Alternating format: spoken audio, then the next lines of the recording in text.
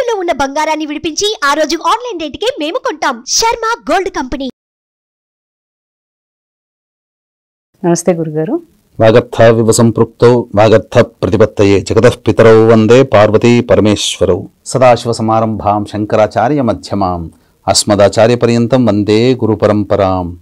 ఆదిత్యాయ చ సోమాయ మంగళాయ బుధాయ చ గురు శుక్ర శనిభ్యశ్చ రాహవే కేతవే నమః.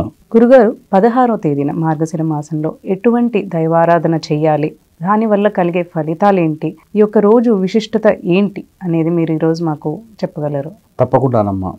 ఇదివరకు మాటల సందర్భంలో మీకు తెలియజేసిన మార్గశిర మాసంలో వచ్చేటువంటి రోజు ఒక గొప్ప రోజు ఉంది. ఆ రోజు అంటే కార్తీక మాసంలో కోటి సోమవారాలు రోజు ఎలా అయితే ఉంటుందో మార్గశిర మాసంలో కోటి శనివారాల వ్రత ఫలితం దక్కే రోజు కూడా ఒకటి ఉంటుంది. అవకాశం ఉన్నప్పుడు సందర్భం వచ్చినప్పుడు తప్పకుండా మనం తెలియజేద్దామని చెప్పి మనం ఇదివరకు తెలియజేసుకున్నామమ్మా. ఇప్పుడు మనకు కార్తీక మాసము, ఆ కార్తీక మాసంలో శ్రవణ నక్షత్రం ఉన్నటువంటి రోజున ఏం చెప్పబడి ఉంది? కోటి సోమవారాలు ఉపవాసము ఉంటే ఎంతటి ఫలితమో, కార్తీక మాసంలో శ్రవణ నక్షత్రం ఉన్నటువంటి రోజున ఉపవాసం ఉంటే అంత ఫలితం వస్తుందని చెప్పడం జరిగింది. ఎందుకు? ఈ యొక్క శివకేశవులకి భేదము లేదు. శివాయ విష్ణు రూపాయ శివరూపాయ విష్ణవే, శివస్య హృదయం విష్ణోర్ విష్ణోర్చ హృదయం శివ, యథా శివమయో విష్ణురు ఏవం మయశివ. అంటే శివుడిలోనే విష్ణువు ఉన్నాడు, విష్ణువులోనే శివుడు ఉన్నాడు. నిరంతరం ఒకళ్ళనొకళ్ళు ప్రార్థన చేసుకుంటారు, ధ్యానం చేసుకుంటారు ఒకరికొకరు అని చెప్పి. కాబట్టి కార్తీక మాసంలో దామోదర నామంతో ఎలా అయితే మనం విష్ణువుని కొలుస్తామో, అలాగే ఈ యొక్క మార్గశిర మాసంలో మధుసూదన నామంతో విష్ణువుని కొలుస్తాం. అయితే కార్తీక మాసము ఈశ్వరునికి సంబంధించి విష్ణు నక్షత్రం రావాలి. మార్గశిర మాసంలో విష్ణువుకు సంబంధించింది శివ నక్షత్రం రావాలి. శివ నక్షత్రం ఏంటి? ఆరుద్ర నక్షత్రం. మార్గశిర మాసంలో ఆరుద్ర నక్షత్రం ఉన్న రోజున పౌర్ణమి గనక ఉంటే అద్భుతం. దాన్ని శివ ముక్కోటిగా చెబుతారు. కానీ ఈ మార్గశిర మాసంలో మనకు పౌర్ణమి వెళ్ళిన మరుసరి 16వ తారీఖు రోజున ఆరుద్ర నక్షత్రం వచ్చింది. ఇది సాక్షాత్తు శివ జన్మ నక్షత్రం. కాబట్టి అందున ఆ రోజు సోమవారం అయింది. 16వ తారీఖు సోమవారం అయింది. కాబట్టి అద్భుతమైనటువంటి రోజు. ఆ రోజున ఈశ్వరుని అభిషేకం చేసిన, అర్చించిన, శివనామాన్ని జపించిన, నామజపం చేసిన ఎంతో పుణ్య ఫలితం కలుగుతుంది. ఆ రోజు గనక ఉపవాసం ఉంటే, కోటి శనివారాల పాటు ఉపవాసం ఉంటే ఎంత పుణ్య ఫలితం మనకు లభిస్తుందో అంతటి పుణ్య ఫలితం మన ఖాతాలో పడుతుంది. ఇంతకన్నా గొప్ప పుణ్యం, గొప్ప యోగం మనిషికి ఇంకేం కావాలమ్మా? కాబట్టి వీక్షించేటువంటి ప్రేక్షకులు కూడా ఈ రోజున తప్పకుండా 16వ తారీఖు రోజున ఉపవాసాన్ని ఉండే విధానాన్ని అలవాటు చేసుకోండి. ఖచ్చితంగా ఆ రోజు ఉండండి. ఎందుకనంటే మంచి మంచి రోజులు మళ్ళీ మళ్ళీ మనకు కావాలంటే రావు. కాబట్టి ఆ రోజున చేయవలసినటువంటి చిన్నపాటి పూజా విధానం మీకు తెలియజేస్తాను. అందరూ కూడా చేసుకోగలిగేటువంటి పూజా విధానమే. ఆ రోజున ఎవరైతే నియమాన్ని పాటిస్తారో ఈశ్వరునికి అత్యంత ప్రీతి పాత్రులు అవుతారట. అది మనకు చెప్పబడి ఉంది శివపురాణంలో. వీక్షించేటువంటి ప్రేక్షకులకి గమనిక, ఈ యొక్క దత్త జయంతి సందర్భంగా మహామహిమాన్విత కాశీక్షేత్రంలో డిసెంబర్ 15వ తారీఖు రోజున జాతకరీత్యా కలుగు విద్య, వివాహ, ఉద్యోగ, దాంపత్య, సంతాన, అనారోగ్య సమస్యల నివారణకి మరియు గోచార రీత్యా వృషభ, మిథున, కర్కాటక, సింహతుల, వృశ్చిక, మకర, కుంభమీన రాశుల్లో జన్మించిన వారికి శనిదోష పరిహారార్థమై సర్వదోష నివారణ పూజలు, హోమాలు కాశీక్షేత్రంలో డిసెంబర్ 15వ తారీఖు రోజున 17,100 రూపాయలకి చేయించడం జరుగుతుంది.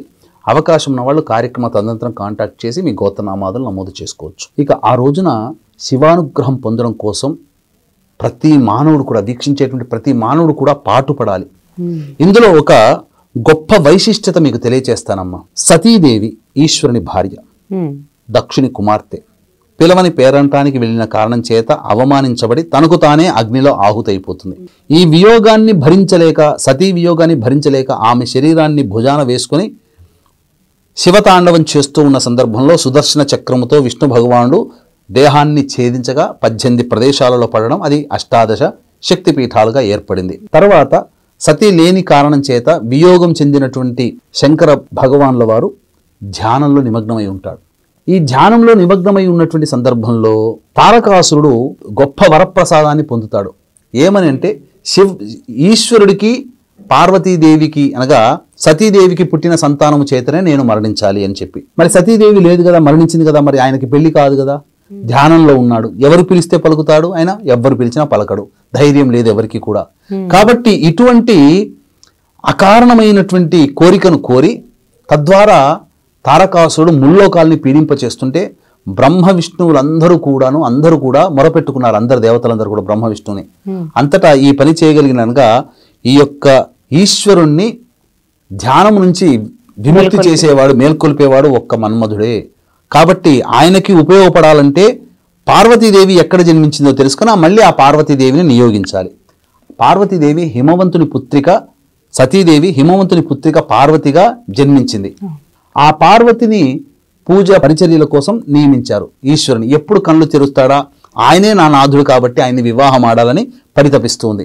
ఈలోగా మన్మధుడు ప్రవేశం అవ్వడం, ఆ బాణాల కదలికల వల్ల ధ్యానం నుంచి మేల్కొనడం, ఎవరు నన్ను ధ్యానం నుంచి భంగమనర్చారు చూసి మన్మధుడిని దహించి వేయడం, ఎదురుగా తనకు ఉన్నటువంటి పరిచర్యలు చేస్తున్నటువంటి ఆమెను చూసి దివ్య దృష్టితో తన పూర్వజన్మలో ఆమె నా భార్య అని చెప్పి గ్రహించడం, తద్వారా ఆమెను వివాహమాడడం, తదనంతరం కుమారస్వామిని పొందడం, ఆ కుమారస్వామి తారకాసుర సంహారం జరిగింది.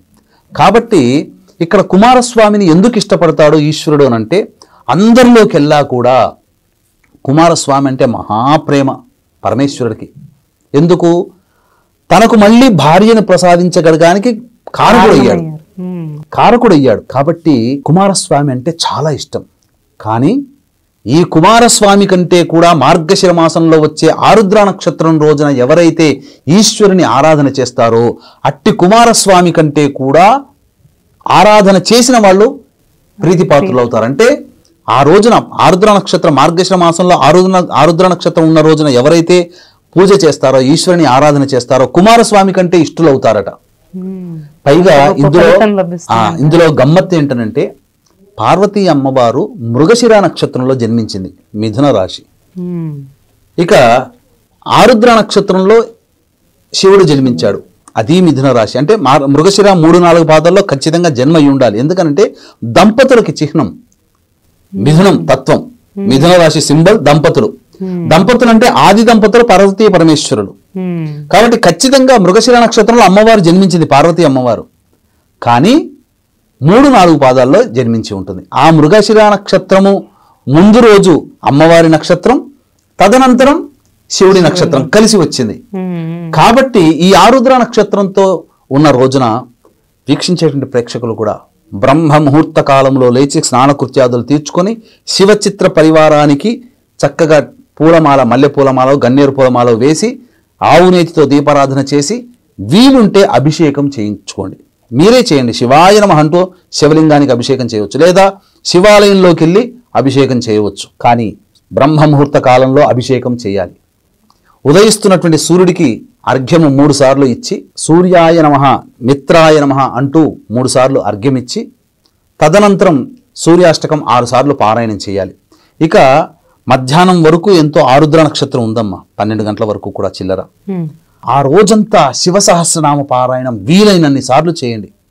శివుని ప్రీతి కొరకై ఏ దానమైనా శివార్పణం అంటూ చేయండి, అన్నదానం చేయండి. నిజంగా చెప్తున్నానండి, సృష్టి స్థితి లయకారకాలలో లయకారకుడు పరమేశ్వరుడు. శివాజ్ఞ లేనిదే చీమైన కుట్టదు. ఈ కార్యక్రమం మీరు చూడాలన్నా, ఈ కార్యక్రమం నేను చూడాలన్నా ఆ పరమేశ్వరుని ఆజ్ఞ వల్లనే జరుగుతుంది తప్ప ఇంకేదీ కాదు. కాబట్టి చూసిన వాళ్ళందరూ కూడా శివానుగ్రహం కోసం పాటుపడాలని నా మనవి. కాబట్టి చక్కగా చెప్పినటువంటి పరిహారాన్ని ఆ యొక్క శివ నక్షత్రం ఉన్న ఆరుద్ర నక్షత్రం డిసెంబర్ 16వ తారీఖు రోజు సోమవారం కూడా అయింది. అద్భుతమైన విశేషం. ఎన్ని జన్మల పుణ్య ఫలితమో ఈ 2024 పోతూ పోతూ అనేక పుణ్య యోగాల్ని మనకు ప్రసాదించింది. ఆ రోజున మీరు చెప్పిన విధానాన్ని అనుసరించండి. తప్పకుండా ఏ పుట్టలో ఏ పాముందో శివానుగ్రహం కలుగుతుంది అనే ఉద్దేశంతోనే మీరు ఈ వీడియో చూస్తున్నారేమో. కాబట్టి ఈ వీడియోని నచ్చినంత మందికి, మీ బంధువులకి, స్నేహితులకి ఈ పుణ్యాన్ని పంచిపెట్టండి, షేర్ చేయండి ఈ వీడియోని. తప్పకుండా అందరూ ఆచరిస్తారు. అందరూ ఆచరించి పొందిన పుణ్యంలో మీకు ఆ పుణ్యం లభించి తీరుతుంది. శివుడు ఎక్కడికి పోడు, మనల్ని ఎప్పుడూ వెన్నంటి మనల్ని నీడలా కాపాడుతూ ఉంటాడు. శివానుగ్రహం కంటే ఈ యొక్క సృష్టిలో ఇంకా ఏదీ లేదు. ఒక్కసారి శివానుగ్రహం కలిగిందా, ఆయన అనుగ్రహం 1.5 శాతములో 10 కోట్ల వంతు మనకు లభించిన చాలండి, మన తరతరాలు ఆనందంగా సౌఖ్యంగా జీవిస్తాము. మనకు ఈ కలియుగంలో డబ్బుకి లోటంటూ ఉండదు. డబ్బు కావాలి అన్నా, ప్రశాంతత కావాలి అన్నా, జీవితంలో సమస్యలు తొలగాలన్నా ఈ మార్గశిర పౌర్ణమి వెళ్ళిన తదుపరి వచ్చే ఆరుద్ర నక్షత్రం డిసెంబర్ 16వ తారీఖు రోజున చెప్పినటువంటి పరిహారాన్ని అందరూ పాటించండి. అవకాశం ఉంటే డిసెంబర్ 15వ తారీఖు రోజున మధ్యాహ్నం 3 గంటలకి కాశీ క్షేత్రంలో మా పీఠం ఆధ్వర్యంలో సర్వదోష నివారణ పూజలు జరుగుతున్నాయి. అందులో మీ గోత్రనామాలు నమోదు చేసుకోవచ్చు. ధన్యవాదాలు గురుగారు. సర్వం శ్రీ ఉమామహేశ్వర పరబ్రహ్మార్పణమస్తు.